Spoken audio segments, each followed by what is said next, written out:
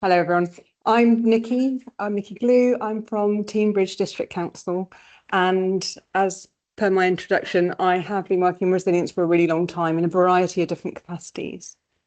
So my presentation today is to try and encourage people to think what if, and how we can engage people at the really lowest levels within the community. So we're looking at the people who haven't particularly engaged with resilience at all before.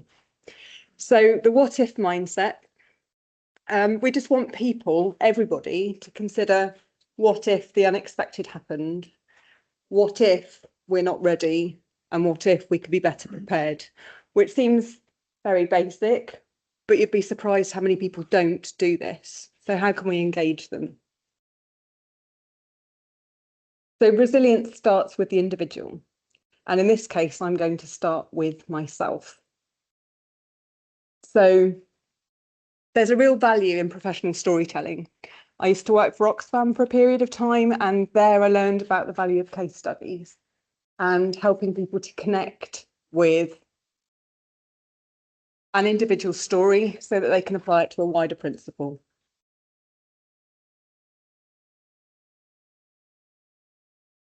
So personal narratives can reveal gaps in preparedness, and they help people to connect with that resilience picture. It enables individuals and communities to connect with the detail and the small and obvious points that if you're engaged with this, you're thinking about it, you might miss those. So we're looking at individual stories which demonstrate universal principles. So I'm here today because in 2007, I would consider myself to have been the man on the Clapham omnibus. I was very much a professional, busy person, well educated and reasonably well informed about things. But I was sat at work, it was a Thursday, and I received a telephone call from a neighbour saying, Niki, there's something burning in your house. I'm like, oh, okay, then I better go home. So I dashed home and I was looking for smoke, looking for signs of this being a big event, and didn't see any. So I was quite relieved. I pulled up outside my house and there were 2 fire engines and a police car. I was like, oh, why is the police car there? So again, couldn't see any smoke. It all looked fairly fine. Pulled in behind the police car, got out and walked over to the police and fire, who came running at me with an aluminium blanket.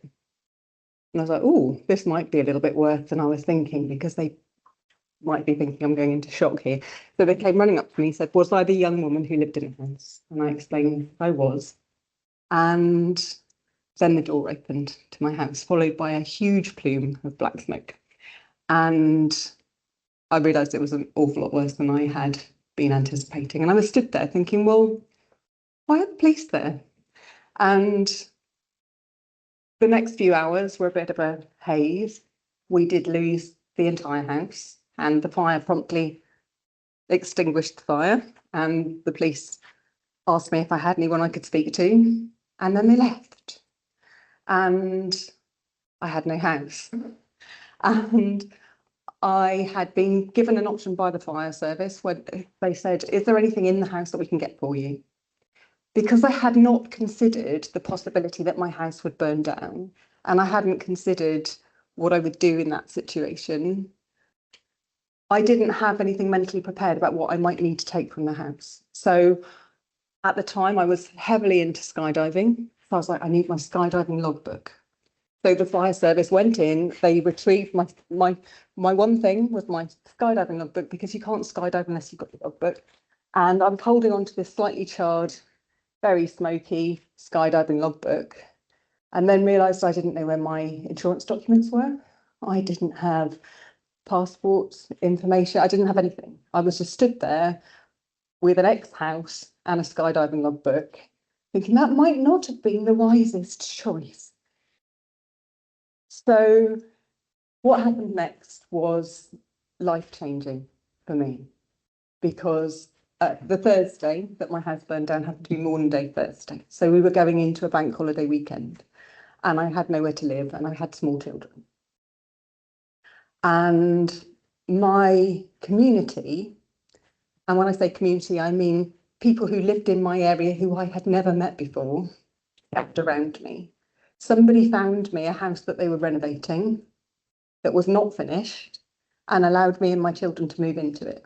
And when I say it was not finished, it didn't have ceilings, it didn't have walls, and it had no utilities in it. So the community gathered together, they plastered walls, they removed rubble, somebody installed a bathroom that weekend, that bank holiday weekend. We had, by the end of that evening, a clean, dry space. We had furniture, we had bedding, and somebody even managed to find photographs of my children and print them out and put them into frames and hang them on the wall for me. So we had a home. I was so touched by my community and I felt so foolish because I had nothing but my skydiving logbook. And I still didn't know why the police were there.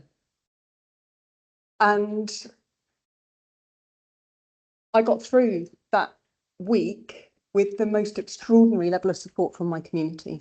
We had hot meals brought round to us because we couldn't connect our utilities. We didn't have running water. We had everything you could think of was provided for, not by an organised group, not by a trained, rehearsed contingent, but by volunteers who just popped out of nowhere and came along and gave us support.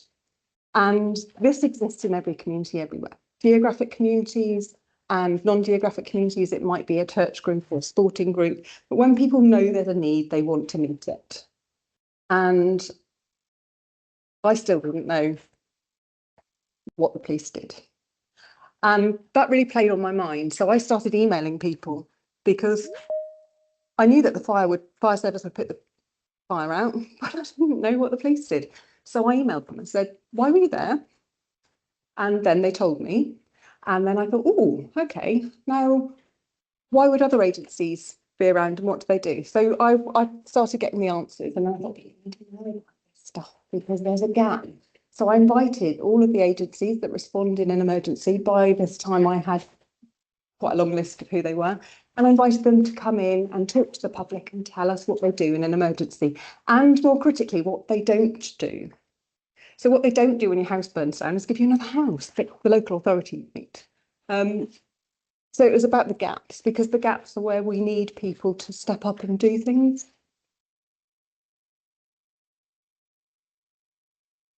So knowing what those gaps are as an individual meant that I could start making preparations. But actually the workshop that I put together, where we invited all these agencies in, was attended by the Cabinet Office. It was attended by Clarence House. It was the first of its kind in the country to do a public-facing multi-agency workshop to invite people in to talk about resilience. And off the back of that, I was invited to go and work with the Cabinet Office to look at community resilience as a whole. And that was the start of my resilience career. And since then, I've been going around trying to get people to understand why the police are there, what the other agencies do, what you can expect from those of us who are employed in emergency response, and what you can anticipate us not being able to do. The evidence is really clear that communities give better response to emergencies than the emergency responders do. That is partly because they have a greater understanding of what resources are available in that specific area. They can deploy faster, and they can do so in a way that makes you feel held and nurtured. As I say, my experience, absolutely transformative, because I think before that, as a young single mother, I'd found the idea of getting into a community quite tricky. I did not feel that I was supported by my community. And in that moment, everything changed. And I saw a completely different side, not just to the place that I live, but to the way that people are and the way that people have enormous depth and resources.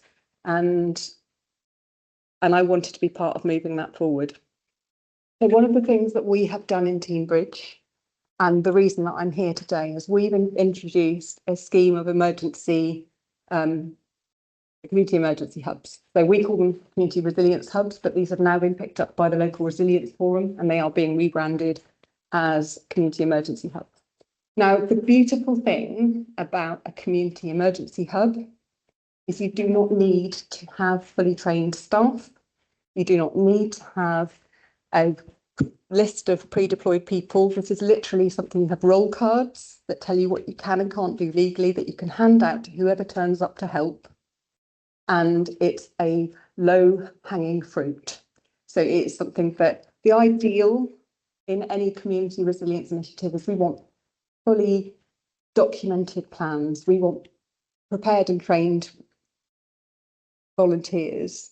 But this gives us an option to have a pop-up that anyone can have. You can stick it in your bag, and if you see something, you can just pull it out and use it. We can store them in village halls, town halls, shops, leisure centres, that, you know, absolutely anything. And it's just a really, really, really easy scheme. Sorry. It's a really easy scheme that allows people to connect with spontaneous volunteers and engage them. So what we have with that is we're looking at situations where you could be looking at any scenario, obviously.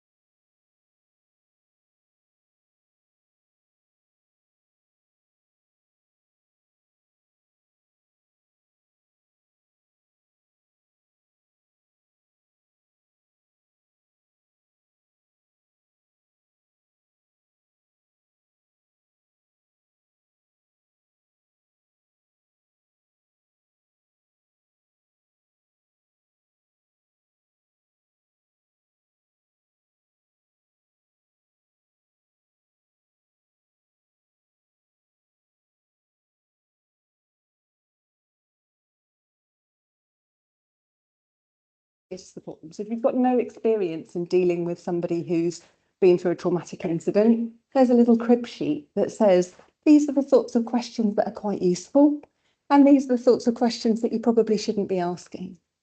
So we do not want people going out to the press and saying, oh yes, well, unfortunately, so and so at number 27 has died.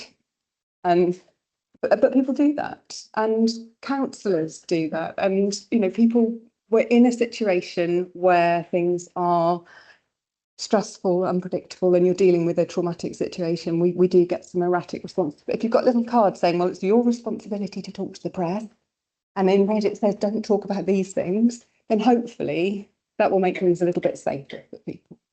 So we're looking at the simple things for the person who is not coming along to these meetings.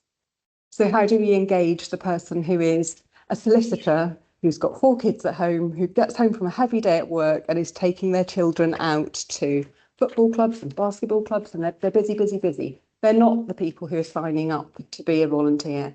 They're not going to go along to lots of meetings, but they might be a resourceful and willing person who would turn up if there was something that happens. And so this is a scheme for people who are not coming along to these meetings. And it's a really, really easy way to engage with and activate our spontaneous and willing volunteers and make our communities stronger. So the research coming out after the Grenfell Tower situation was really quite staggering. I mean, it's like 87% of help was received from the community and not from the agencies. And as a professional and as working with lots of professionals, I can tell you that every single person I work with is committed and diligent and responsive and will do everything they can to meet the needs of their communities as quickly and as efficiently and as comprehensively as they can. But we are not as effective as the community. And even in a long-term recovery project, we are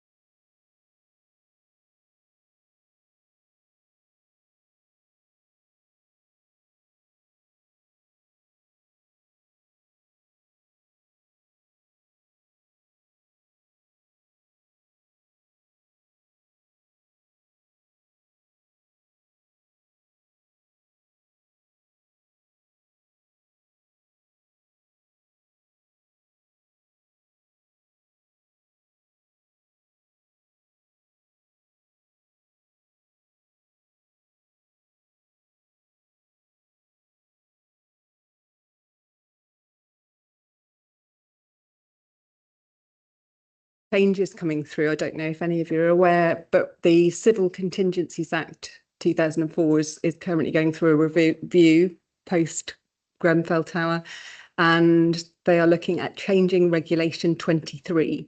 Regulation 23 is the duty on a Category 1 responder. So that's people like myself from fire service, police, and it's requiring us not just to have regard for our community groups, but to actively work with them and engage with them and have terms of reference contracts, which is quite a burden for community groups. But we will be mandated to be having these arrangements with faith groups and community groups, voluntary response things, because the evidence has come back showing that the community piece is the most valuable in a response, and therefore the need is there to actually standardize that and to make sure that people are aware of what their expectations are and what gaps need filling. So we are wanting to really embrace that at the moment and empower our communities to make the decisions for themselves about what is the best option for them and their community. You can tailor things, you can make it refreshing, but I would really encourage all of you to think about your own experiences with resilience. There's a reason why you're sat in the room. Some of you are paid to be here, some of you are here because you volunteered, but there will be a reason why this matters to you.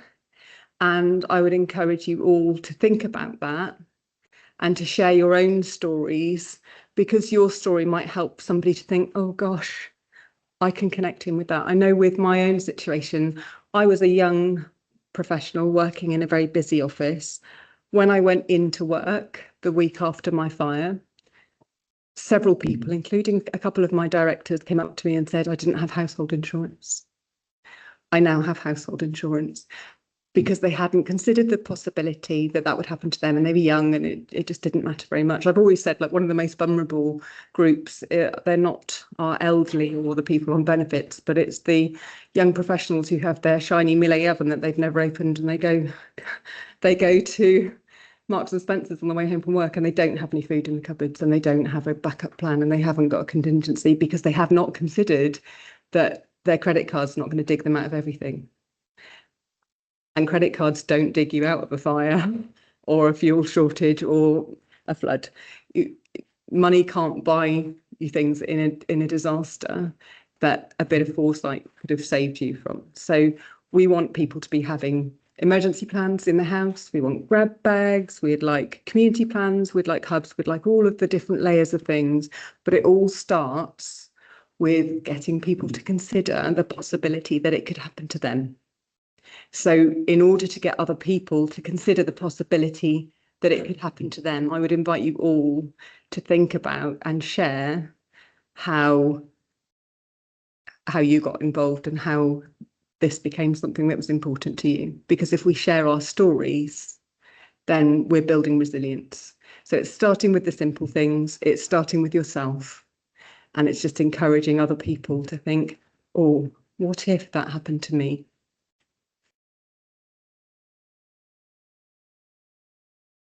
I have a QR code here. I would invite anybody to scan it, and it just give you my contact details. If you'd like to email me, if you'd like any of the materials about community hubs, then you're very welcome to get in touch with me and I can send anything over to you. I can give you the most recent local resilience forum documents that we've got. We've got information packs.